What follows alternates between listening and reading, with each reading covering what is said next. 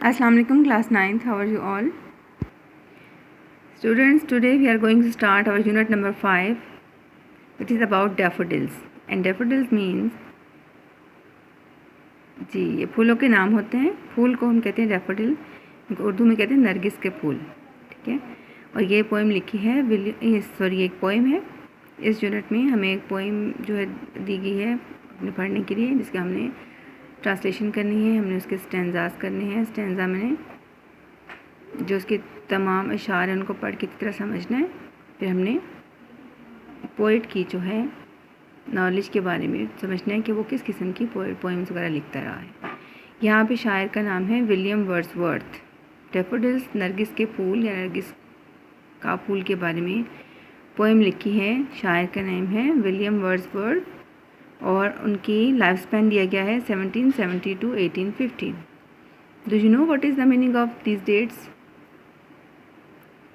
Yes, 1770 to 1850 का मतलब है कि वो 1770 में पैदा हुए और 1850 में उनकी डेथ हो गई। ठीक है। जब भी किसी शायर के साथ, पोइट के या राइटर के साथ या कहीं भी आप ऐसी डेट लिखी हुई देखें, इट मीन्स के that person is not with us now days, he has died. और फर्स्ट डेट होगी उनकी, डेट ऑफ बर्थ होगी। सेकेंड डेट कौन सी होगी उनकी?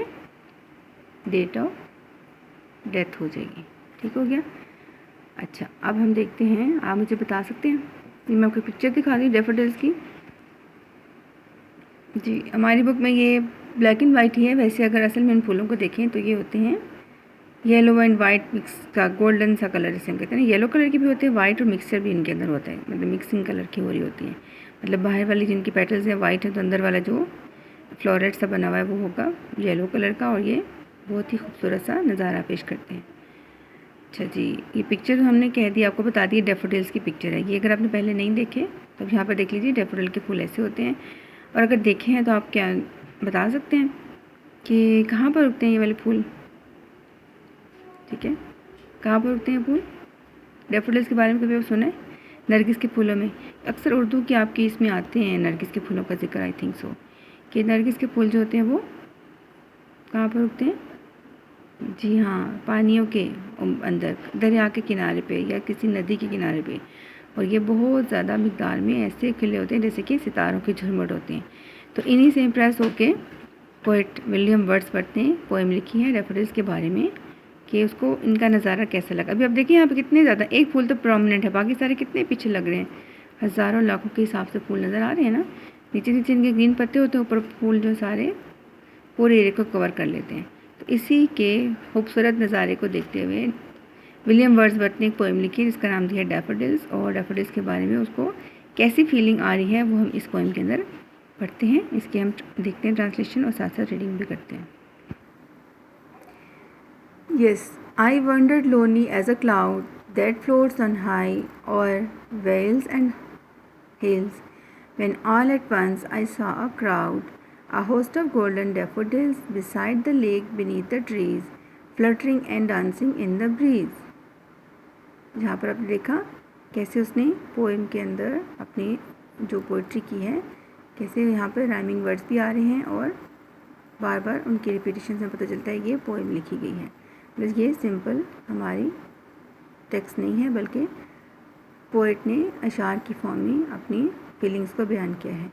जैसे आप उर्दू में पढ़ते हैं, 4 अशार की जो होती है उसको हम रुबाई कहते हैं, 6 अशार की उसको हम मुसद्दस कहते हैं और 2 अशार का हम शेर कहते हैं। ठीक है, 2 जो लाइनें लिखी, मिसरे लिखे होते हैं उनको हम शेर कहते हैं। यहाँ पर ये हम नज़र आ रही है 6 लाइन, तो इसका मतलब है उर्दू में अगर हम इसको हम मुसद्दस कह सकते हैं। ये 6 लाइन्स का जो ये एक पूरा स्टैंजा, इंग्लिश में कहते हैं स्टैंजा या अशार का मजमूआ। वंडर मैंने होता है आवारा गर्दी करना, आवारा फिरना, लोनली अकेले, एज अ क्लाउड बादलों की तरह। I wondered wandered lonely as a cloud, कि अब ये शायर अपनी ज़बान में कह रहा है जैसे कि वो इमेजिनेशन में फील कर रहा है। ऐसे घूम रहा है जैसे कि कोई बादल, आवारा बादल हवाओं में घूमता है। कैसे घूमता है? That floats on the high over. और ये जो है ओल्ड इंग्लिश का यहाँ पे वर्ड ओवर को उन्होंने ओवर की शॉर्ट फॉर्म ओवर लिखी हुई है। आजकल हम इसको ओवर पढ़ते हैं।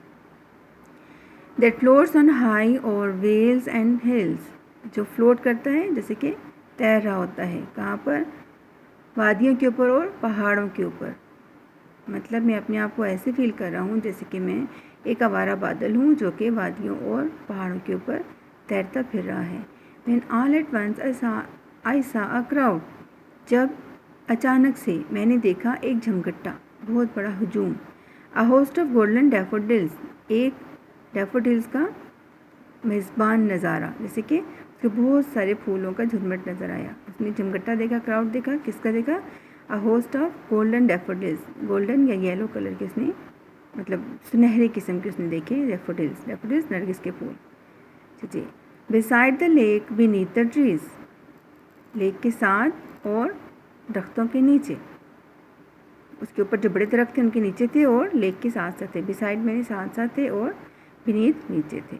लेक के साथ साथ, या लेक कहते हैं झील को, झील के किनारे के साथ साथ और दरख्तों के नीचे उसने एक बहुत ज़्यादा गोल्डन डैफोडिल्स का नज़ारा देखा जो कि उसको पोस्ट कर रहे थे या मेज़बानी पेश कर रहे थे।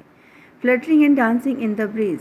फ्लटरिंग एंड डांसिंग, फ्लटर वैसे परिंदे जो अपने पर फड़फड़ाते कहते हैं, लेकिन उसको ये उनकी लहराना हवा में अपने आप को, जैसे वो लहरा रहे थे उसको फ्लटरिंग लगा, जैसे कि हवा गुजरी तो उनकी जो पत्तियाँ थी फड़फड़ाने लगी। एंड डांसिंग, और डांस कर रही थी, रक्स कर रही थी इन द ब्रीज, ठंडी हवा में, सुबह की ठंडी हवा में उसकी जो पत्तियाँ थी डैफोडिल्स की वो फ्लटर कर रही थी। उसको ये नज़ारा ऐसे लगा कि वो एक आवारा बादल है जो कि तैर रहा है वादियों और पहाड़ों के ऊपर। अचानक से उसको एक क्राउड नज़र आया। वो क्राउड किसका था? गोल्डन डैफोडिल्स का था। वो डैफोडिल्स कहाँ पे लगे हुए थे? झील के किनारे पर और दरख्तों के नीचे। और वो ऐसे लग रहे थे जैसे कि वो लहरा रहे हैं, पर फड़फड़ा रहे हैं और साथ में डांस कर रहे हैं सुबह की ठंडी हवा में। ठीक है स्टूडेंट, आपको ये समझ आ गया सारा? तो ये शायर अपनी फीलिंग्स को जी पोइट्री की फॉर्म में हमारे सामने एक्सप्रेस कर रहे हैं।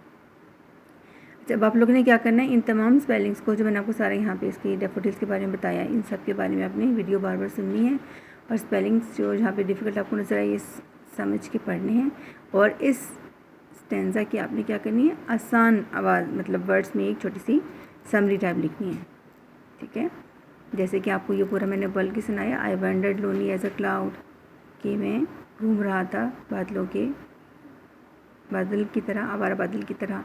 ये अपनी इंग्लिश लैंग्वेज में आपने इसका छोटा सा पैराग्राफ लिखना है कि आपको ये क्या समझ में आई। ठीक है, फिर हम नेक्स्ट जो है इंशाल्लाह कल पढ़ेंगे ताकि मुझे पता चले कि आपको ये कितना समझ में आया। और ये हमारे पोएम है, इसमें आप शॉर्ट क्वेश्चन भी बना सकते हैं कि किसने ये पोएम लिखी है, इस पोएम का नाम क्या है, और ये वाले जो फ्लावर्स होते हैं कहाँ पर हमें नज़र आते हैं, और फर्स्ट स्टेंजा में शायर ने अपने आप को किससे रिलेट किया है।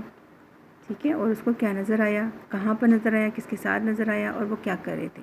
ठीक है स्टूडेंट, आज के लिए इतने काफ़ी, इंशाल्लाह बाकी हम डिटेल में कल पढ़ेंगे। अल्लाह हाफिज़।